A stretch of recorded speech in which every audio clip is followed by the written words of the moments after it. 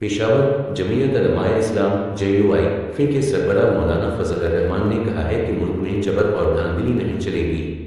हम सियासत में अकड़ कर चलने के आदी हैं। ताज़ा तरीन पाकिस्तान नकरटीनमन दुनिया, हम सियासत में अकड़ कर चलने के आदी हैं।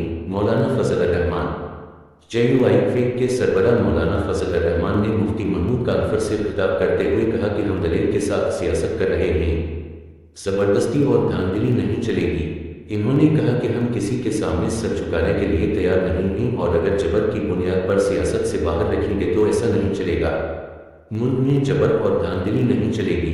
ये भी पढ़ें, सुप्रीम कोर्ट का नैब तरामीम के खिलाफ फैसला चैलेंज।